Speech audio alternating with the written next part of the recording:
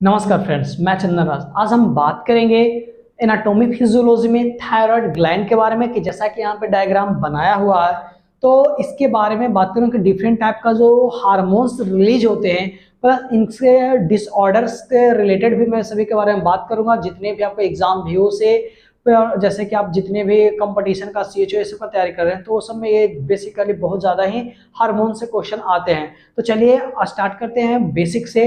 तो सबसे पहले बात करते हैं कि जो थायराइड ग्लैंड है ये सबसे लार्जेस्ट इंडोक्राइन ग्लैंड है। तो थायराइड ग्लैंड आप यहाँ पे देख सकते हैं। तो इसके स्ट्रक्चर के बात करें तो इसका स्ट्रक्चर कैसा दिखने से लग रहा है, बटरफ्लाई शेप,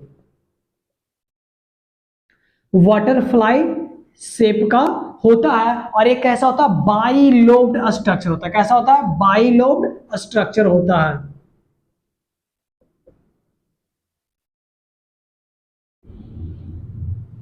यह दिखने में बटरफ्लाई शेप का होता है लेकिन इसका जो स्ट्रक्चर होता है वो कैसा होता है, बाइलोब्ड स्ट्रक्चर होता है।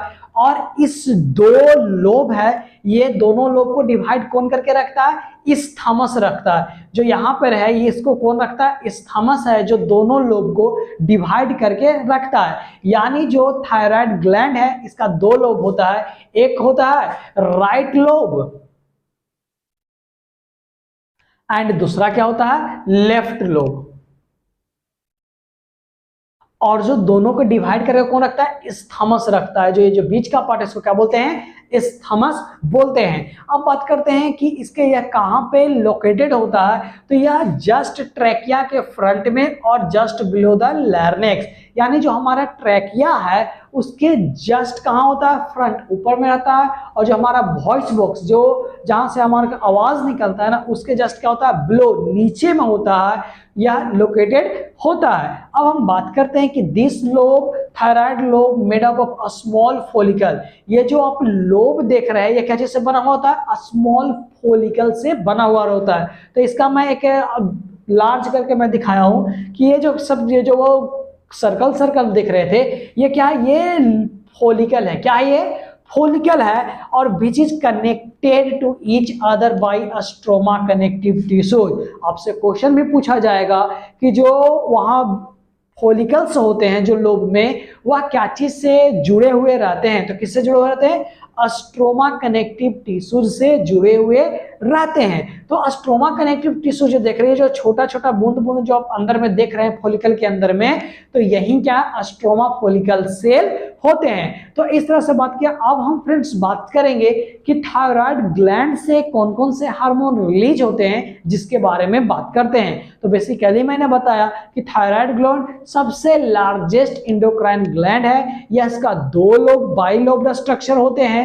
तो एक राइट लोब और दूसरा लेफ्ट लोब। यह देखने में कैसा लगता है, ये बटरफ्लाई शेप का होता है। और इसके बात किए किसके बारे में, स्ट्रक्चर के बारे में, तो यह बाइलोब्ड स्ट्रक्चर होता है। और दोनों लोब को डिवाइड कौन करता है, तो इस्थमस डिवाइड करता है। और जो लोब है उसको में क्या चीज होते हैं, फॉलिकल होते हैं। और फॉलिकल के अंदर में बहुत सारे कनेक्टेड होते हैं, उसको क्या बोलते हैं, स्ट्रोमा कनेक्टिव टिश्यूज बोलते हैं। और ये कहाँ लोकेटेड होता है, तो यह जस्ट हमारे फ्रंट में, ट्रैकिया के फ्रंट में और लैरिंक्स के यानी वॉइस बॉक्स जिसको बोलते हैं उसके जस्ट बिलो में यह होता है। तो इस तरह से फ्रेंड्स मैंने बताया इसके एनाटॉमी के बारे में। अब हम बात करते हैं फिजियोलॉजी, जो हार्मोन्स है उसके बारे में बात करते हैं। अब हम बात करते हैं कि थायराइड ग्लैंड से कौन कौन से हार्मोन रिलीज होते हैं। तो थायराइड ग्लैंड से दो हार्मोन रिलीज होते हैं। एक को क्या बोलते हैं, T3 और दूसरे को क्या बोलते हैं, T4। और इसके सिवा एक रिलीज होता है उसको क्या बोलते हैं, कैल्सिटोनिन।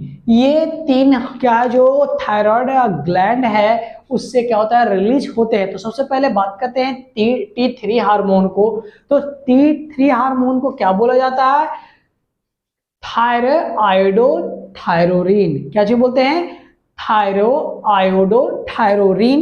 ये हम लोग बोलते हैं T3 को बोलते हैं। तो बोला गया कि जो थायरो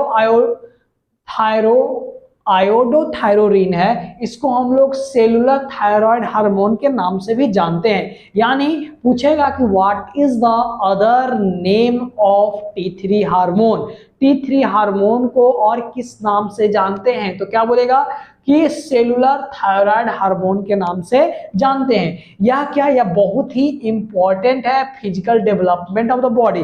पूछ देगा कि which hormones is responsible for physical development of body, तो कौन सा हो जाएगा, T3 hormone is responsible for the development physical development of body.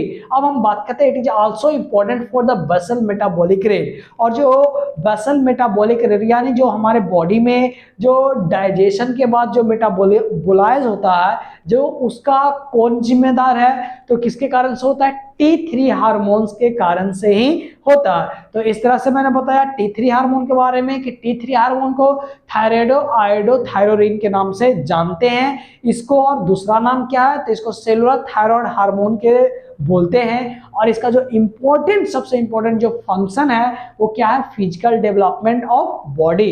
अब हम बात करते हैं T4 के बारे में।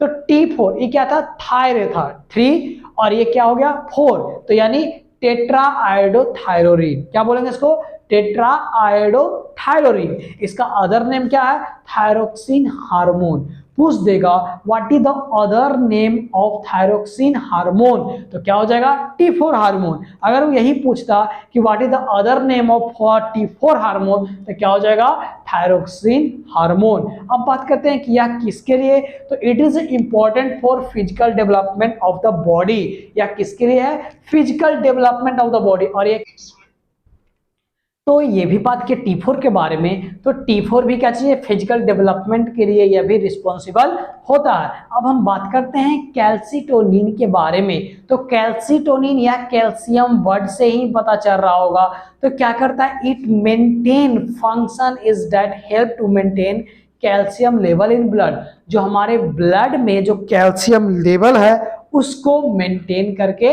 रखता है। तो इस तरह से फ्रेंड्स मैंने बात किया इसके हार्मोन्स के बारे में।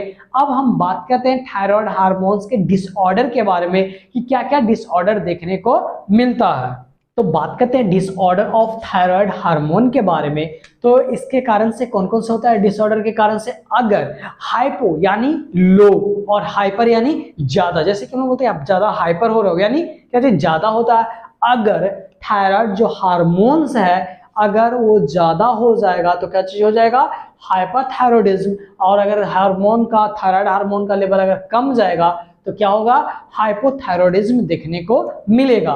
बात करते हैं मिक्सोडेमा के बारे में। तो मिक्सोडेमा क्या है, यह एल्डर यंग पर्सन में देखने को मिलता है। इसमें क्या होता है कि दोनों जो लेग का जो फिट होता है वो क्या कहता है, स्वेल कर जाता है। इडीमा मतलब स्वेलिंग, और मिक्स जो दोनों पैर हो क्या होता है, स्वेल हो जाता है। और बात करते हैं ग्रेव डिजीज, तो ये किसके कारण से होता है, थायराइड हार्मोन के ये सब डिसऑर्डर हैं। तो फ्रेंड्स आपको कैसा वीडियो लगा प्लीज कमेंट करके बताएं, और इससे ज्यादा से ज्यादा शेयर करें, हमारे वीडियो को लाइक करें। Thank you.